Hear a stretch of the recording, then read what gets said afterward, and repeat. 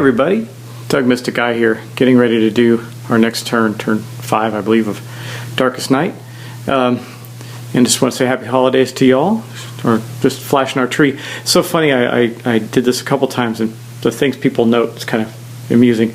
Someone noted that there was no presents under the tree. I said, well, I guess I can answer that question. The reason for that is over the summer we got a new friend. She is right there, a little pooch named Sunny, who we're trying to teach not to eat things, and if we had presents under the tree right now, they would probably become chew toys. So anyway, that being said, let's get back to the action and do our playthrough, continue our playthrough of Darkest Night.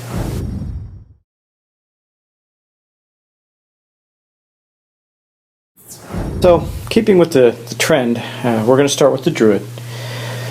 Now, he's in a pretty good spot to start taking on some of the blights that are in the village, and the Necromancer has moved out from the village in his unhealthy OCD level pursuit of our scholar, because it seems like wherever the scholar goes, so does the Necromancer.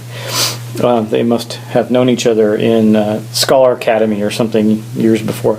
Anyway, I am going to take it to the table now, and we're going to move the druid to the village and start where he will help the wayfarer in beginning to tackle some of the things we have going on there.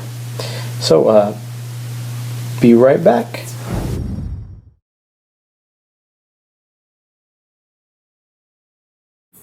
Our druid, he is alone in there, and he could do a search again, but we really got to tackle some of the stuff at the village. If another one goes out, another couple of blights go out there, we're going to start having problems. Oh, I just want to get this map card off the board. So we're going to move the druid up to there. That's his action. Oh wait, hold on, getting ahead of myself again. I keep missing event cards. We're going to draw an event card first. So while he was still in the forest, he encountered some watchers. We compare it to the secrecy track, which is at a 4 right now, and that means there's a lookout, and we can evade this lookout here.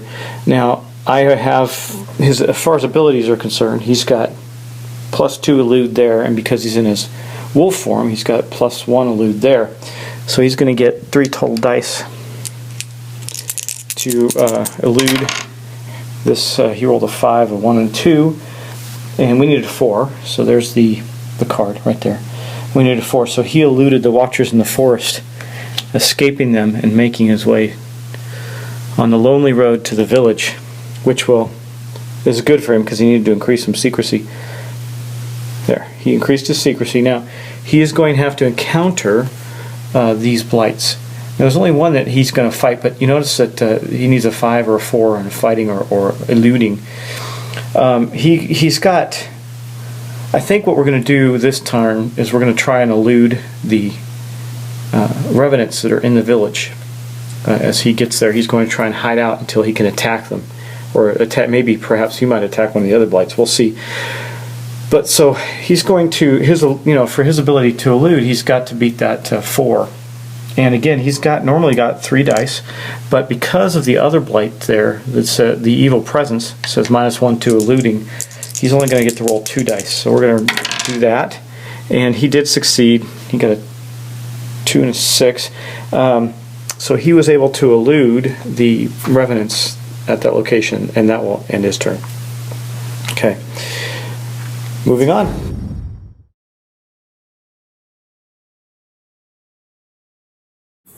Turn 5, we got the scholar up. He's in a bit of a pickle, man. This Necromancer is hounding him. So since he's in the same space with the Necromancer, he's going to lose his secrecy, and then we're going to draw his event card. I guess in front of the coming of the Necromancer to the ruins, a vile messenger joined him as well. This requires an actual fight.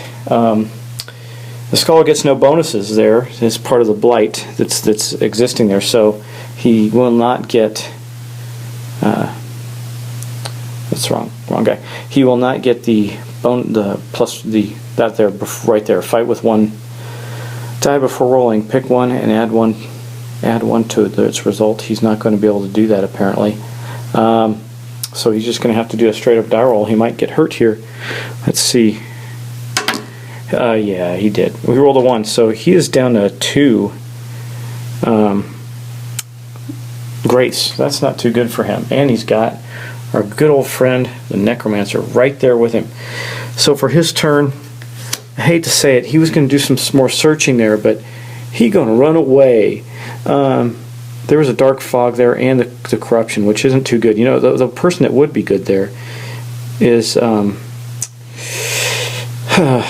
Wayfarer, if he can get his Tither and Yon refreshed, which he might have to hang out and do, or go back to the monastery and do, because then he can avoid the effects of a blight, so he could take out that no bonuses thing and actually do some good there. In the meantime, I think we're going to have our Scholar run to the forest. Run away! Little man, he's running, he's scared. That Necromancer just hates him.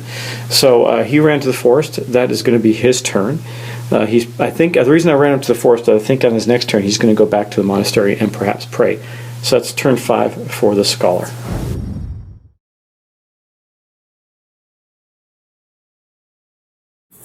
The monk, he's got quite a bit going on, and he's already in a space where he can take some actions. He's got 2 creatures there, so let's look at his abilities. We're going to definitely fight them because we don't want to just delude them, we want to take them out. Unfortunately, his patience ability, the darkness track, is currently on a 4, so it's even, which means that's only going to give him 1 dice. He can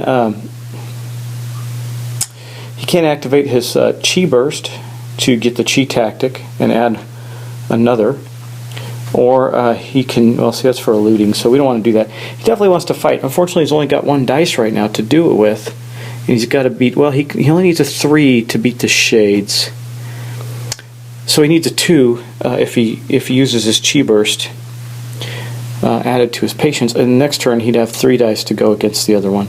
So let's do that. We're going to activate his Chi Burst so that he can use a Chi effect, and he'll use his Chi tactic effect there, at least get 1 to the die roll, see what he can do. And he did, he did actually just barely make it, and he took out, there we go, took out these fellas, the Shades, so they are gone, and that will end the monk's turn. He does lose a secrecy for attacking the Blight there, so he is down to a 5 secrecy now.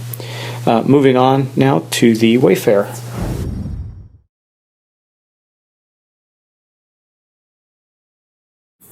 And our good old Druid are together in this space. So Wayfarer doesn't really like to travel with others. It negates one of his abilities, which is he can elude better when he's by himself, but he's not going to elude this time. He is going to go all out and attack. And since he moved to the village, he does have his From the Blue activated again, and he's going to deactivate it for +2 fight dice. So along with the base 1, he's going to have a total of 3. And that ability then becomes deactive. Let's see, yeah, he did a 5, so he definitely beat the Revenants. Oh wait, he would have had to roll 2 dice. I'm not going to cheat. I'm going to take that back and do it again. So let's see, 4. So did he? Oh, he did. Oh, he missed. He missed. Oh, bummer. Okay, well, as a result of that, he did miss and did not destroy the Blight. It required a 5. I guess I should have taken out, I'm thinking about it, knowing that I probably should have taken out one of the lesser ones, but that's not what I did, and he failed. So that is going to end the Wayfarer's turn, and now we're going to move on to the Necromancer, turn 5.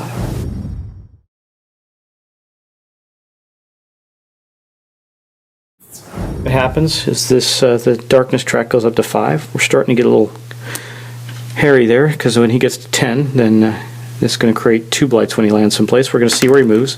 He rolled a 1, so he's definitely not going to detect anybody. And I just need to show you this. So here's our Scholar. He's in the forest. Look where 1 sends the Necromancer. So our Necromancer is going to go chase the Scholar again. Lovely. It seems to be the story of the day. You can't thematically make that any better. I could tell a bunch of stories about why the Necromancer is chasing our Scholar around. Anyway, that's going to require that we now draw a map card, and we look in the forest here,